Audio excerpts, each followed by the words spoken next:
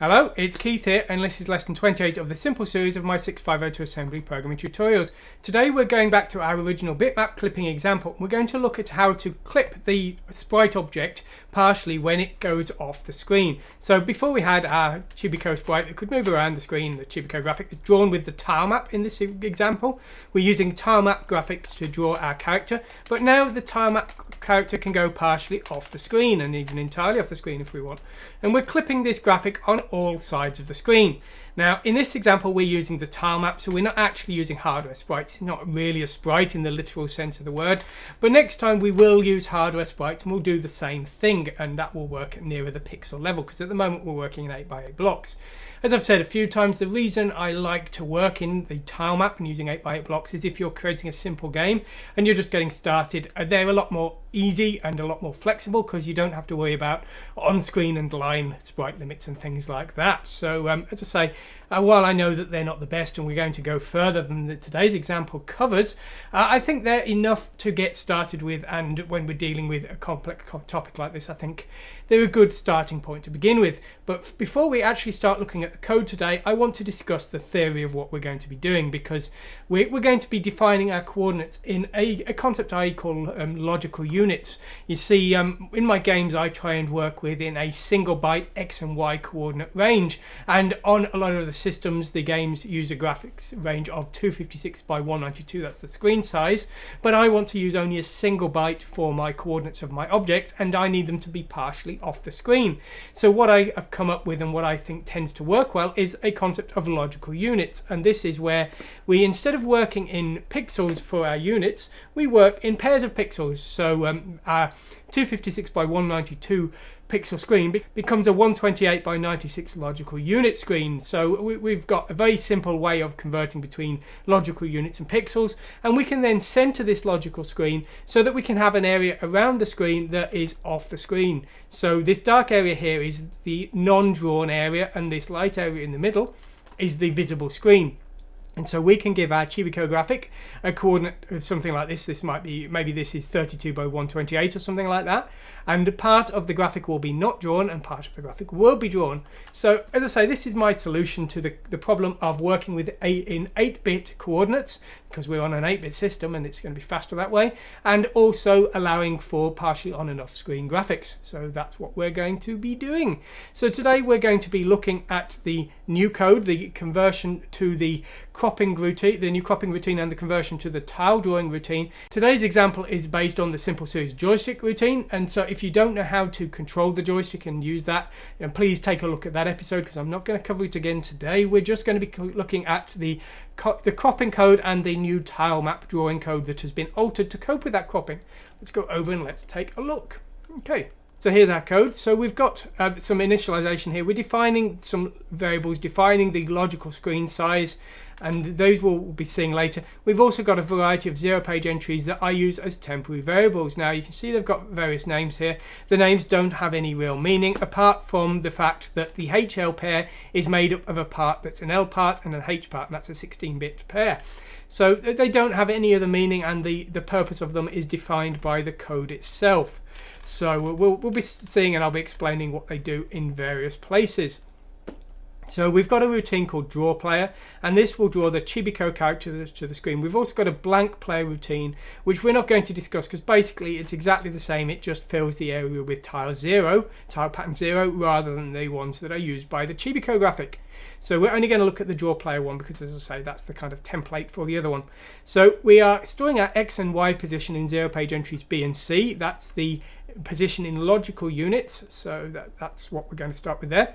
We've got the first tile number that we need to use to draw the Chibiko graphic. The Chibiko graphic is 48 by 48, and so it's going to be split into a grid of 6 by 6 patterns that we need to draw to the screen, and they all are consecutive patterns from number 1. Now, our graphic is 48 by 48 pixels, but because each logical unit is 2 pixels, it's 24 by 24 logical units, and we're storing the size in logical units here. Now, the do crop routine will convert the logical unit size and the logical unit coordinate, and also, if necessary, alter the source tile number to handle any partial cropping if the graphic is partially off the screen. The do crop routine will do that, and it will also set the carry if the sprite is completely off the screen, in which case we're going to return. So if the do crop routine decides we don't need to draw, we won't actually even attempt to draw. Now we'll have a look at the drawing routine in just a moment. First, what we're going to do is we're going to have a look at the cropping routine, and we're going to see how the cropping is done. Okay, so here's the start of our cropping routine. The first thing we've got here is, we'll just quickly discuss it, is the all off screen routine. This just sets the carry and returns, and we'll see this being called in various places when the cropping is resulting in a graphic that doesn't need drawing. Now, before we go over the details of the cropping routine, let's discuss the theory on the blackboard. Let's go over to the blackboard and let's take a look at that. Okay, so if you imagine that we've got our screen here, and if you can imagine I can draw a rectangle without it looking like an embarrassment, that would help as well. And we're going to have our sprite here, and if we imagine that that is our sprite, now whatever the shape of the sprite, we're going to be working as if it's a rectangle of some shape. And basically we will be moving our sprite around the screen as our gameplay progresses. And all will be fine until the sprite actually goes partially off the screen, and at that point we're going to need to do things. And the things we're going to need to do are going to depend on where the sprite has gone off the screen. If it's gone off the top of the screen, we're going to need to skip the first set of patterns that would make that sprite up, and we're going to need to change the height like that. That's what we're going to need to do on that side of the screen. Now, if it's gone over the left-hand side of the screen, we're going to need to change the starting position. We're also going to need to change the width, and then after each line, we're going to need to skip part of the sprite here. Now, that's the left of the screen, but the right of the screen is different again. We don't need to change the starting position, but after each line, we need to skip this part here, and we also need to once again change the width. If it's gone over the bottom of the screen, well, we don't need to change the starting position, we just need to change the height. So that's going to be a different case in all cases, but of course it could be over a combination of the sides of the screen, and we're going to have to deal with all of that. So we've got lots of challenges there, and today's code can hopefully handle them all, and we're going to see the a description of what just happened there within our code.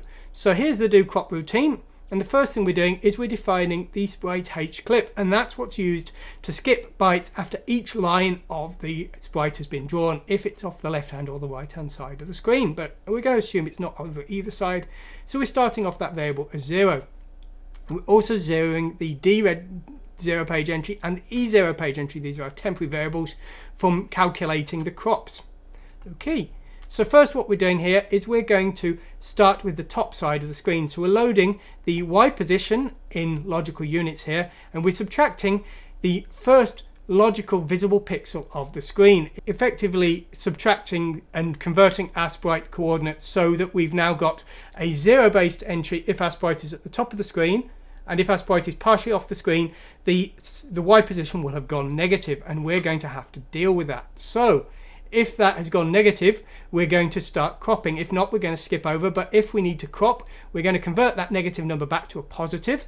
We're going to increment that by 1, and then we're going to mask it to a number of tiles, because although we're working in logical units at the moment, we need to convert this later to tiles, and there's 4 logical units per tile, so we're going to compensate for that here. So we're masking to get this to a number of tiles here, and then we're comparing to the height of the sprite, because if the amount we now need to crop is actually the entire height of the sprite, then there's nothing left on the screen, and we're going to set the carry and return so that we don't attempt to draw anything. But if there is something to draw, but there is also something to crop, we're going to set E in the 0 page to the amount we need to remove from the top. We're transferring the Y register to the accumulator. Now the Y register is 0 throughout this routine, so we're basically setting the drawing position to 0, because if we've cropped part of our sprite, the starting drawing Y position is going to always be 0. We just need to remove part before we start drawing. Okay, so we've cropped to the top of the sprite. Now we're going to crop the bottom of the sprite. So we're storing the new Y position in C here. We're then adding the height of the sprite, and we're now comparing to the height of the screen in logical units. Now, if the bottom of the sprite doesn't go over the screen, then we're going to skip the next part. But if it does, once again, we're converting it to a number of tiles. We're then comparing to the height of the sprite, and we're seeing if we need to remove the entire sprite from the bottom of the screen. Maybe our character is entirely off the bottom of the screen. There's nothing left on the screen. So in that case, again, we're going to skip, go to all off screen. There's nothing to do. But if there is something we need to crop from the bottom, we're storing that in D. and that is going to be the amount removed from the bottom, and E is going to be the amount removed from the top. So now we've got those. Well, let's see if there's anything we need to do. So what we're doing here is we're taking the amount to remove from the top, adding the amount to remove from the bottom. If those two are 0, then there's no work to be done. But if they're not 0, then we're going to negate them, add them to the height, and update the height, which has now been altered to subtract any removal from the top and bottom. Okay, so that's changed the height. But what we're doing now is we're taking the amount to remove from the top, we're converting it to a number of tiles, and if that's not 0, then this needs to be removed from the first drawing tile number from the start of the graphic, because remember, we're going to start from tile 1, which would be the top corner of our graphic. But if the top corner of our graphic's off the screen, we need to skip it, and so that's what we're going to do here. So we've got now X with the number of lines that we need to remove from our starting tile number, but we need to work out how many tiles are in each line of our graphic. So we're taking the width in logical units, we're shifting that to the right twice, and this effectively calculates the number of tiles per strip of the graphic here, and we're storing that in E. And then what we're doing here is we've got a simple multiplication routine basically here, where we're basically multiplying E by the value in the X register, which is the amount to remove from the top, and we're adding that to IY here, and that is going to update the first tile number that we need to show to the screen to create our Chibiko graphic. So we've now cropped the screen, the sprite vertically, so now we're going to deal with the horizontal, and we're going to deal with the cropping on the sides of the screen. So we're going to basically do the exact same thing as we just did. So we're zeroing D and E here again, because we're now going to do the same for left and right. We're loading the X position here, subtracting the minimum position here and of the visible screen, and we're going to see if we've gone off the screen. So basically, once again here, we're checking if our Chibiko graphic is partially off the left hand side of the screen here. If it is, then we are negating the new X position. That's effectively calculating the amount that we need to crop. We're seeing if we need to remove the entire width of the sprite, in which case it's entirely off the left hand side of the screen. If not, then we're converting this to a number of tiles. Now we're adding 3 here. Effectively, we're rounding this up, because later on we're going to convert this to a number of tiles. And we're storing this in E, which is the amount to remove from the left hand side of the sprite. We're setting our X position to 0 by moving a 0 into the accumulator from Y here, and storing that in B. So that is now the drawing position for our sprite, our X position. We're now going to check the width of the sprite, so we're adding the width to the current position, and we're seeing if this has gone over the width of the screen in logical units. If it has, we're then comparing and seeing if it's the entire width of the sprite, and if it is, there's nothing left on the screen, so we're going to give up. But if not, then we have now calculated the amount to remove from the right hand side of the screen. So we've now calculated the sprite relative to the right hand side of the screen here. Now once again, we're adding the width here from D and E. We're converting that to a number of patterns, a number of tiles, so we're dividing that by 4 here, effectively calculating the pixels divided by 8. If the result isn't 0, then we are going to have to remove that after every line draw, because whether our sprite is on the left hand side of the screen or the right hand side of the screen, after each line of the sprite and we move down, we will need to skip part before we draw the next line. And so that is what this sprite H clip does. So that's what that's doing there. Now what we are doing next is we're going to calculate the new width. So we're converting at the moment back to a number of logical units here, adding to the logical width here, and we're storing that new logical width here. Now we're going to convert that to a tile width later on. We'll do that at the very end. And then what we're doing here is we're taking the X offset, and we're going to offset the starting pattern number once again based on anything we need to remove from the left hand side of the sprite. So we're adding that to the IY pair here, and that is going to update the starting position, because if our sprite is off the left hand side, the starting pattern will be invisible, but if it's off the right hand side, that the first part of the graphic will still be visible, and so that's what we're doing here. Now we've now calculated our cropping, and what we're going to do finally is we're going to convert the X position and the Y position and the width and the height from logical units into a number of tiles and a tile position. So we're basically dividing them all by 4, because there's 8 pixels per tile, but there's 4 logical units per tile, and so that's what we're doing there. And then we clear the carry, and then we return. So that is how we are calculating our crop. Now this routine is similar in all cases in all of my tutorials. I just tweak it a little bit depending on how the system works. Like this, we're working in multiples of 8 because we're working in tiles, but some systems work in pixels and things like that. So it's only altered very slightly in all cases, or at least that's the hope. So here is where we did our crop, and now we're going to draw the results of that. So we've now got our X and our Y position and our width and our height in numbers of tiles. So what we're doing here is we're getting the height and the width of our graphic in tiles here. And so we're loading those in X and Y here. We're using this get VDP screen pos function here. Now on the Super Nintendo, we can't actually change the tile map outside of VBlank.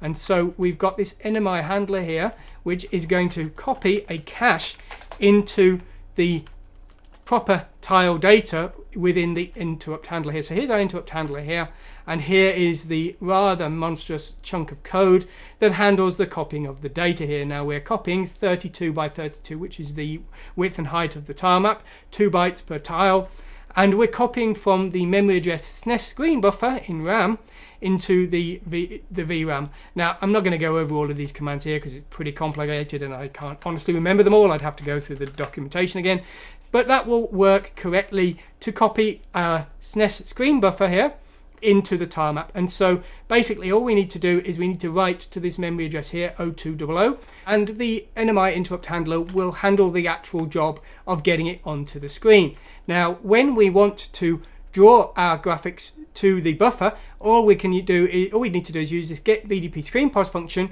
which will calculate the position within the buffer that we need to write our data to.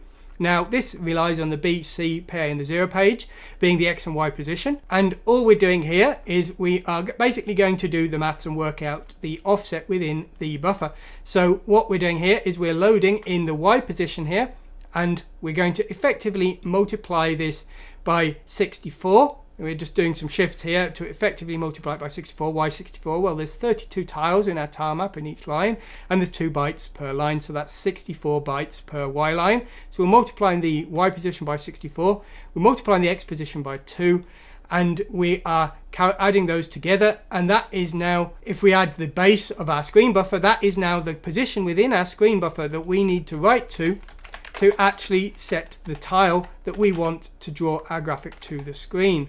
So that's what we're doing here, and this is calculating the destination address for the tile that we actually want to set. So we're doing that at the start of each line, and then what we're doing here is we're loading from the IYL red 0 page entry, which is our tile number, which would start at 0 if the graphic is uncropped, and we're storing that into the memory address of our buffer. And so that's the first byte. The second byte we're always writing as 0. Now we would need to write something else if this was using a tile numbers over 256, or if we were using palettes and flips and things, but this simple example doesn't need that. We increment IYL after each pattern, and then we decrease our counter, and we just carry on until we've drawn all of the patterns for this line of the sprite. Now after each line though, if our sprite is off the sides of the screen, we're going to need to remove some of the patterns before we start drawing the next one, and that is going to be defined by sprite hclip. So if sprite hclip isn't 0, we're basically adding this to the IY pair here, and that is going to calculate the next pattern that we need to write to the buffer at the next iteration. So we're restoring our counters here. We incremented our Y line here, and so when we start again and we do that new get VDP screen pos, that will calculate the new address in the buffer for the next line of the sprite, and that's how we build up our Chibiko one line at a time. So that's how we build that character out of 8 by 8 tile blocks.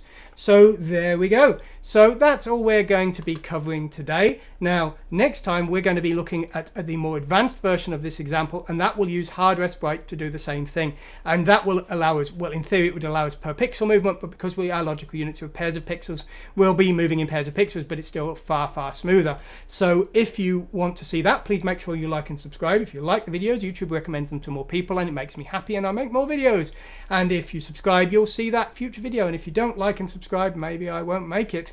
So please make sure you do that. Anyway, I hope you've enjoyed this today. Go to the website, download the example, and make any use of it you can. Have some fun with it. Thanks for watching today, and goodbye.